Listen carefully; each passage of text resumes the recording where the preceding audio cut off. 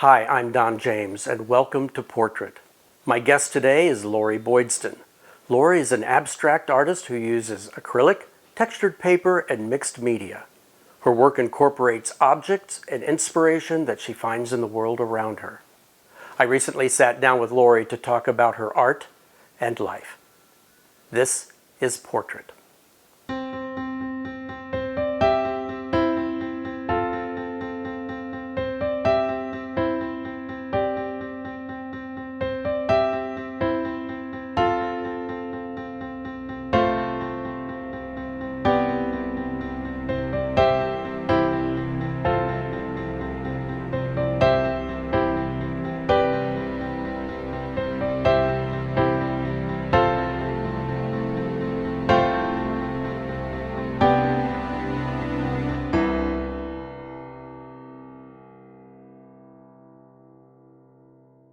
Thank you for spending some time with me this afternoon to talk about your art.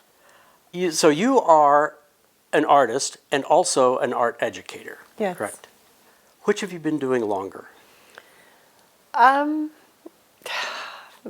would say I've probably been making art much longer than I've been an art educator, but at this stage, I've been an art educator for a really long time also. But I would say I really started getting a little more serious about my art in high school even. So I've been making art longer than I've been an official educator. So was there a definitive moment that set you on the path to being an artist? To being an artist, it kind of was a toss-up in high school. I was pretty involved with music also, and wasn't sure, but I really wasn't hugely interested in becoming a performer professionally, so I sort of was more drawn to the studio atmosphere. And I think the Lightbulb moment probably hits when you go through the motions, and I got a scholarship for art. And kind of decided to major in art and thought, okay, this is the road I'm going to take for now. If I guess down the road I don't want to do this anymore, I'll change my mind. And I kind of let myself have the freedom to do that. But it was around my junior year of high school, probably, that I decided when I applied and did all that and decided to go forth with that. So beyond the basic mechanics of art, what aspect do you instill in your students? What values do you instill? I think as an artist teaching students about art, I think one of the values that are really important that I tend to share a lot about is the process, the thinking process that goes on well before you actually produce something. The idea of journaling and brainstorming and thinking about the subject in many different ways besides just the way that you're going to portray it at that moment, and the why, and giving them freedom to choose.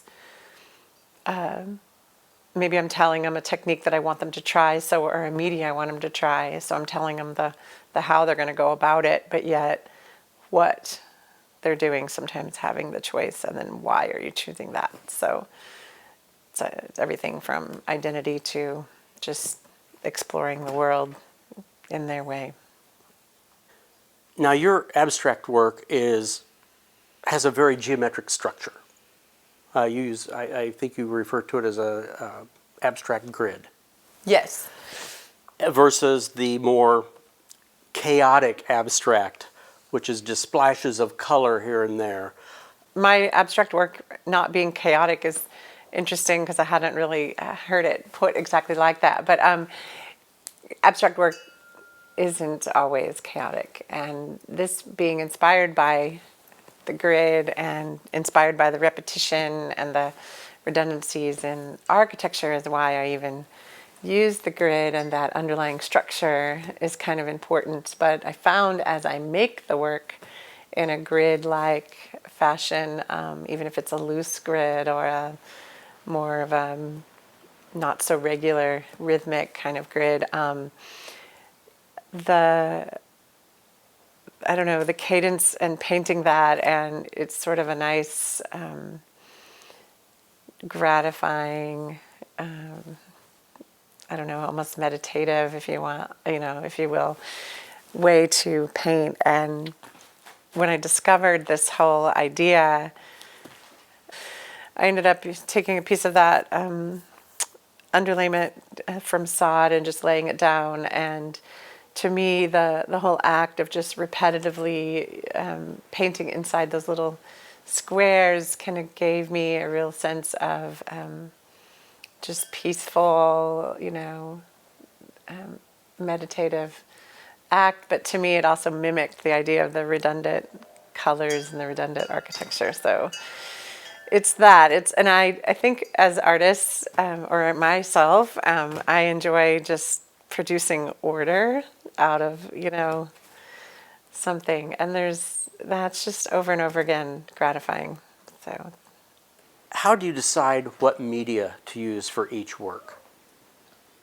well, I typically work in acrylic paint, so that's usually somewhat of a given, although I do have objects that I include a lot. Those objects are things I usually find or people have given to me. Just sometimes random objects, sometimes they're collections of little things that I want to use. Whether I use it on, painting surface or whether I do that on paper, kind of just depends on how I feel about it. Like, I've started doing a lot more works on paper, and it's kind of fun to see pushing the limits of that a little bit, like what kinds of objects can you use, and what kind of paper surface can handle that. And, to me, it's the same ideas, just in different forms. So I love it when I find a little object around that sparks an idea or just begs to be placed in a certain way. And I will play around with the objects first, sometimes well before I start the actual painting, and kind of see what happens. What was your first public exhibition as a professional artist? I had an exhibition at University of Missouri, Kansas City. I was involved in actually a few different exhibitions there, and then one of them being my solo thesis show. So that was probably really the first significant one. Is there a piece of art, a work of art, that has made you cry? If I could think of one particular one, and I can't remember ever crying when I've seen a work of art. I think I do that more with music than I do with art. It's just kind of weird that way, but I love sculpture, to look at it. I think it's just because something I don't really do. So when I see something that I know, just it's so beautiful, and then yet it's the time, it's the investment, the labor, and just the nature of the materials. Sometimes kind of in awe of it. So there's that. Where do you find inspiration for your work? Well, I think of the inspiration for my work is life, or my life. Of course, we're all inspired by the time and the place in which we live and work.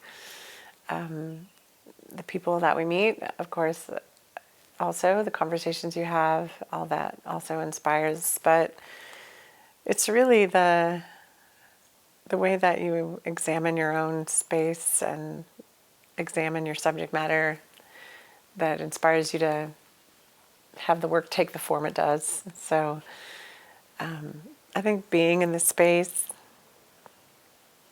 and getting the feel of the space, then when I'm not there and I'm in my studio working, either through photographs and drawings in response to things I've done, or even journaling like I do, that's when the work inspires.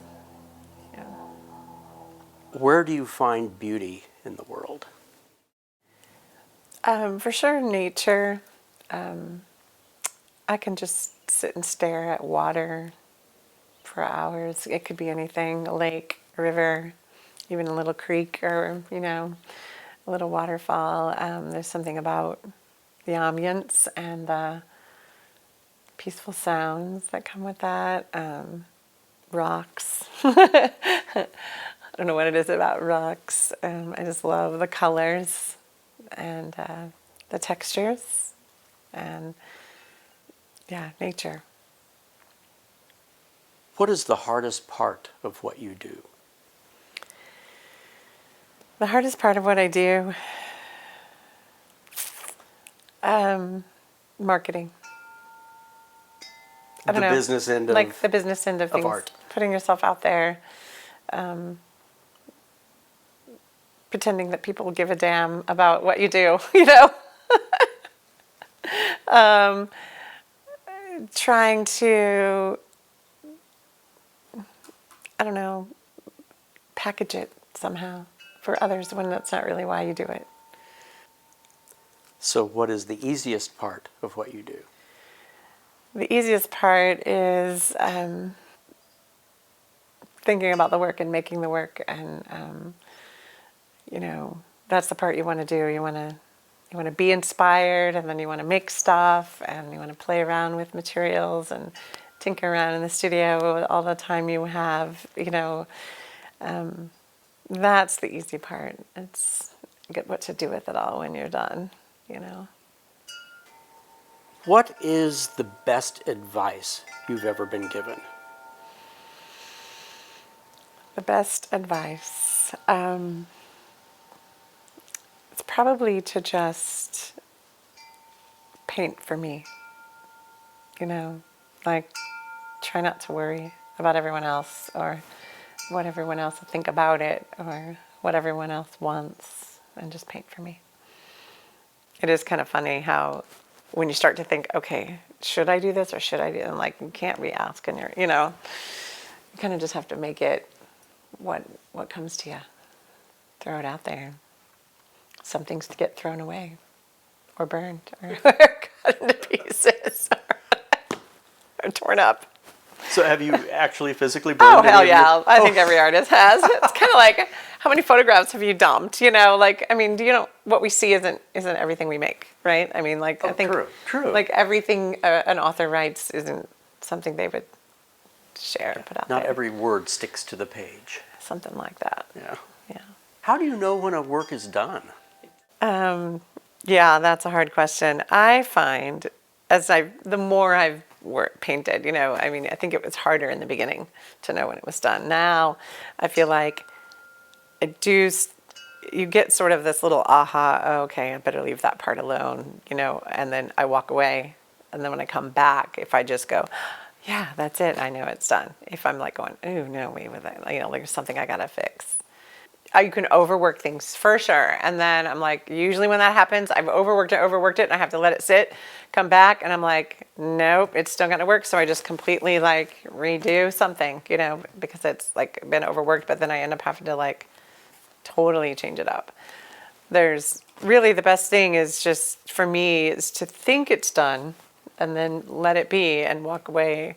Changes a little bit when it dries anyway. So when I come back and I go, it sort of takes your breath away. You're like, okay, it's good.